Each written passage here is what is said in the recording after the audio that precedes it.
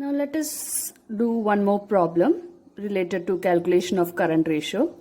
Here are some of the items given to you, that is total asset 3 lakh, fixed asset 1,60,000, shareholders funds 2 lakh, non-current liabilities 80,000 and non-current investments are 1 lakh.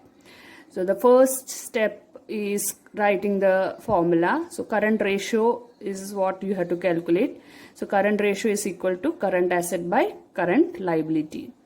So to get this answer, let us follow the step. That is, first one is finding the current assets. So the current asset is not given to you, but you are given total asset. So if you know the balance sheet of a company, total asset consists of non-current assets and current assets. So if total asset is given and non-current asset item is given, you can find out current asset. So here in this question there are two items which are non-current assets, and they are fixed asset and non-current investment. So you have to know the balance sheet very thoroughly, then only it is easy for you to do these problems. So total asset is equal to non-current asset plus current asset, and then again simplifying, total asset is equal to fixed asset plus non-current investment plus current asset. So this is all you have to write. Then total asset is equal to, what is the amount of total asset? 3 lakh is equal to fixed asset, it is given 1,60,000. Non-current investment is given as 1 lakh, that we will write over here. And current asset is not given to you, that is what you have to find out.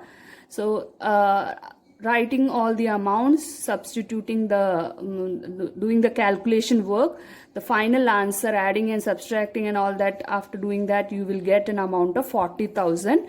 That is what your current asset is. So you got one part of your answer, that is current asset 40,000. Now to find out current liability, you know that current liability means all the short-term liabilities, but in your question only non-current liability is given. So how to find out current liability?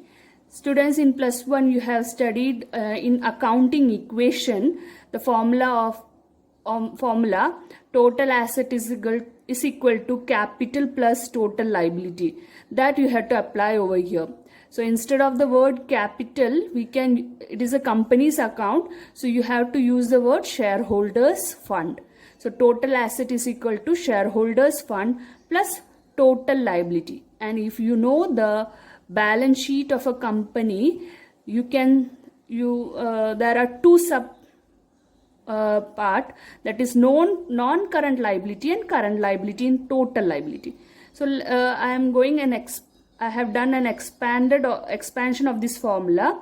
Total asset is equal to shareholders fund plus non-current liability plus current liability. Now substituting the amount, total asset, it is there given in the question itself. Then shareholders fund is also given to you. And plus non-current liability is also given to you. What is next? You have to find out current liability. So substituting all the amount, adding and subtracting, you will get the current liability, that is 20,000. Now this 40,000 you will write as current asset and 20,000 as current liability. Cutting all the zeros, you will get 4:2. Simplifying it, 2:1. That is your current ratio. Moving further with another problem. Here you can see in the question it is given current assets are 5,28,000. Inventories is given to you 2 lakh.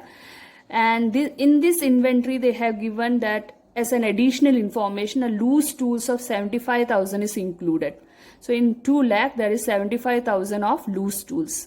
Then working capital is given to you as 2,25,000. Now with these information you have to calculate the current ratio. So as usual, write down the formula, current asset by current liability. Then to calculate the current liability, you know the formula, capital is equal to asset minus liability. So same you have to apply here, only the wordings are different. Working capital is equal to current asset minus current liability. Because you have been given working capital, this formula can be applied. So then find out the current liability.